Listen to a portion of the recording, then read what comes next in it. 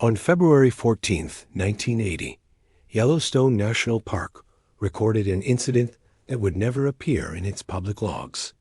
At approximately 11:47 p.m., Park Ranger Adam McKinley, newly assigned to the Northwestern Ranger Station, radioed in what dispatch described as distressed and incoherent communication. When a search team arrived 3 hours later, the ranger station was found abandoned.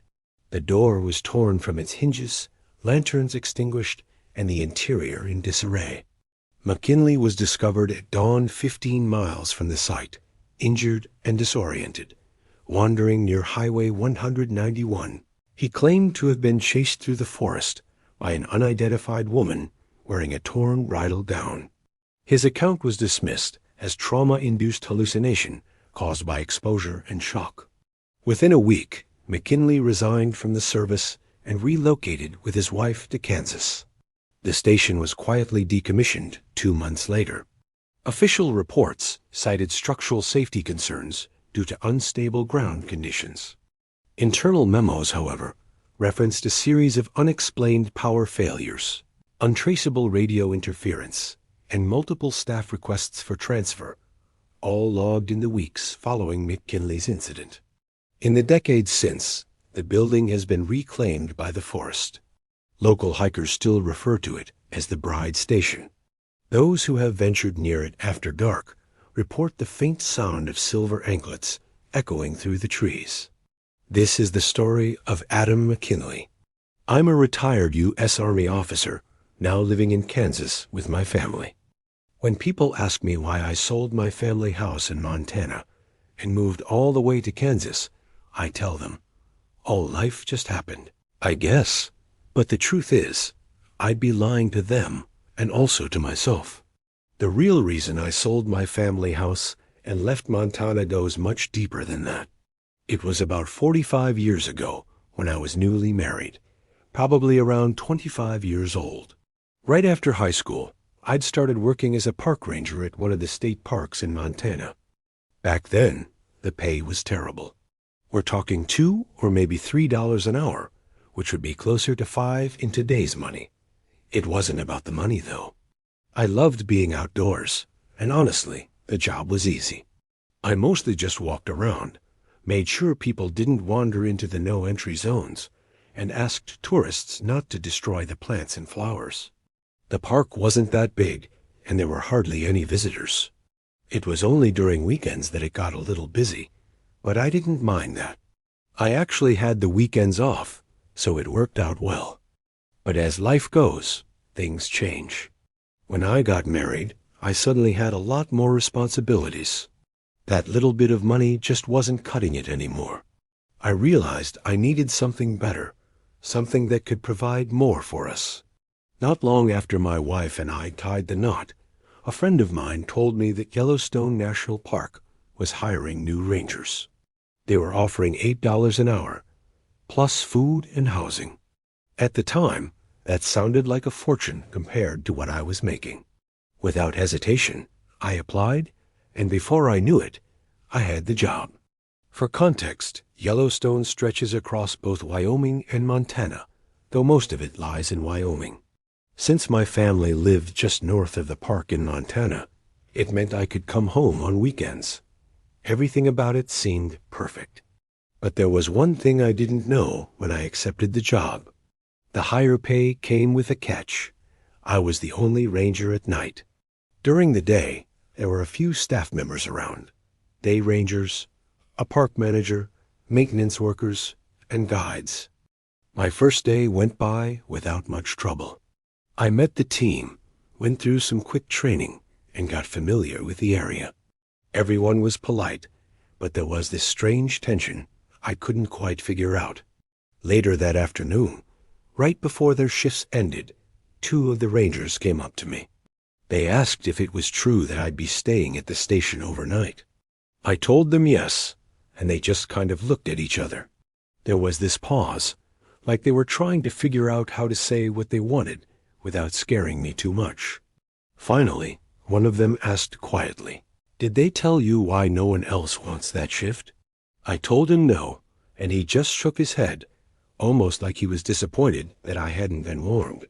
"You'll find out," he said. And then they both left without another word. At the time, I really thought they were joking or just pulling my leg. After all, I was the new guy, but I wasn't the type to get scared easily. Before taking this job at Yellowstone, I'd spent countless nights alone in the woods. I was used to the dark, to the sounds of the forest, and to the loneliness. I thought I was ready for anything. But I'll be honest, my first night at Yellowstone changed all of that. That night made me realize there was something about that place that no one wanted to talk about. After the two rangers left, I walked to my room. I started fixing the bed, laying out my things, and preparing dinner for myself. I was hungry, and the cold, damp air around the station made me want something warm. Luckily, I found a packet of instant soup tucked in one of the drawers. I filled a pot with water and set it on the stove to heat. Meanwhile, I finished arranging my bed. The station was quiet, the kind of quiet that almost feels alive.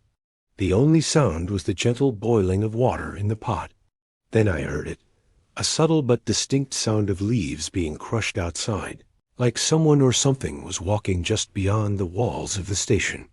My stomach sank a little, and I froze, trying to convince myself it was just an animal. But I'd learned over the years not to ignore that gut feeling. I slowly stood up and walked toward the door.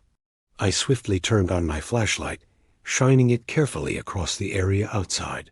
There was a dim light above the entrance door, weak and almost flickering, but it wasn't enough to illuminate the forest beyond. I waited, pointing my flashlight toward the shadows. My heart was starting to beat a little faster. For what felt like 2 minutes, nothing moved, nothing at all.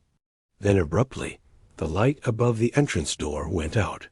At that exact same moment, the light inside my room flickered and died too, plunging the station into complete darkness. I became alert, but I also knew it was normal for lights to go out in these worn-down stations. I stood there briefly, listening, trying to figure out if I'd actually heard something, or if my mind was playing tricks on me. Then, as quietly as I could, I stepped back inside and locked the door firmly. "It's nothing. Just the wind or some wild animal. Nothing harmful," I muttered to myself, then lit a few candles around the room. After that, I turned my focus back to the pot of water boiling on the stove. At that moment, the only light in the room came from the candle flames and the blue glow from the gas stove. I poured in the soup packet and watched the bubbles rise and pop. The sound was almost soothing, and I'd forgotten about the sounds I'd heard a few minutes ago. Then slowly, my thoughts drifted to my wife. We didn't have phones back then. If we did, I probably would have called her right then just to hear her voice. That's when I heard it, a soft giggle, then the sound of tiny bells or anklets jingling as someone ran circles around the house. My body went cold, and I could feel a chill traveling from my neck all the way down to my feet. I was certain of that sound. There was no imagining it. The sound was real. I was sure there was someone out there. I turned off the stove, blew out the candles, and stood completely still in the dark. I covered my mouth, trying not to make a sound while breathing.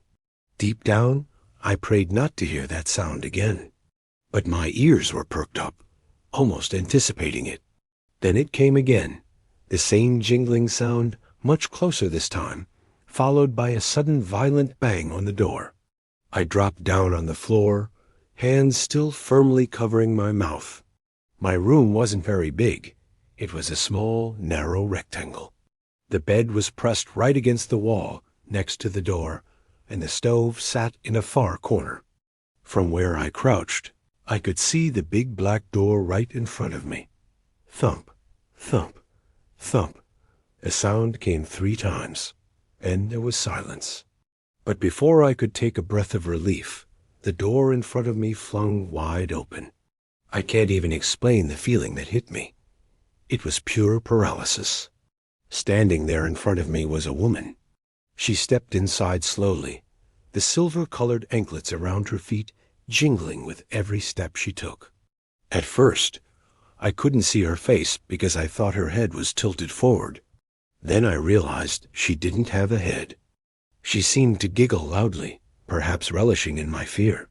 Tears dripped down my face in horror as she moved closer to me, almost hopping. Her anklets chimed faster and louder. Ching, ching. That was when I saw her clearly.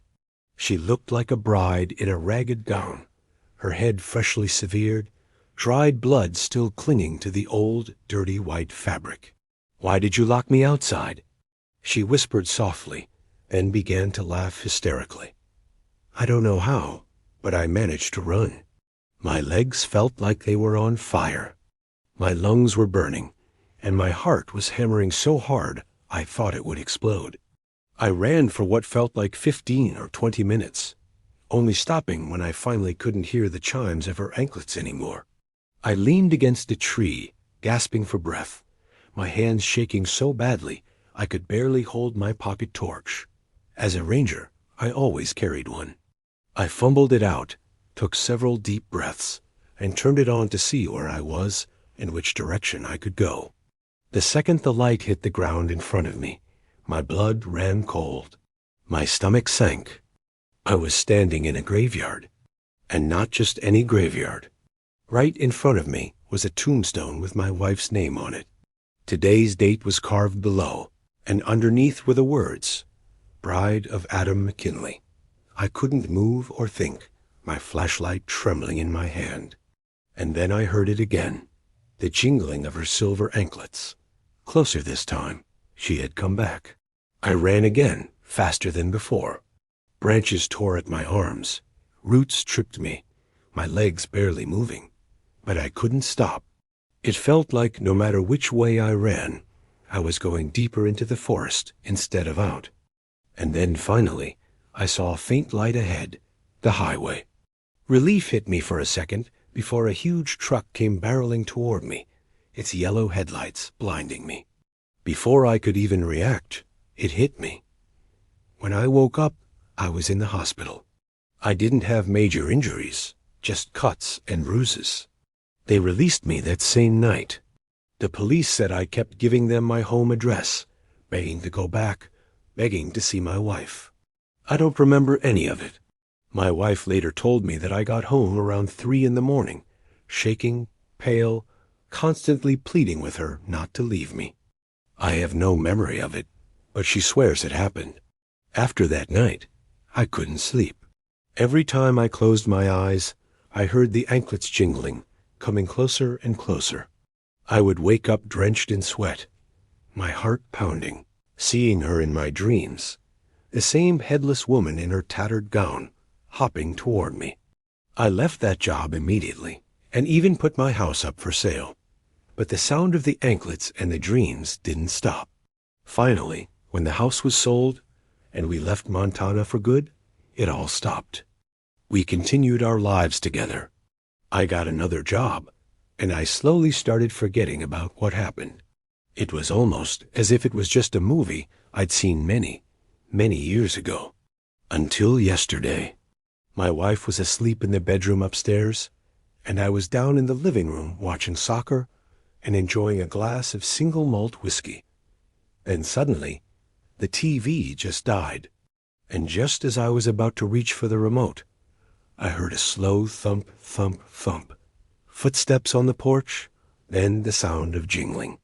It all came flooding back to me. I felt an overwhelming panic, and I froze. All of a sudden, I woke up on the couch early in the morning. Thinking it was all just a dream, I kind of laughed a bit to myself. I must have had a bit too much whiskey and passed out. But then, right there in front of me on the coffee table, was a small piece of paper with something written on it. Why did you lock me outside?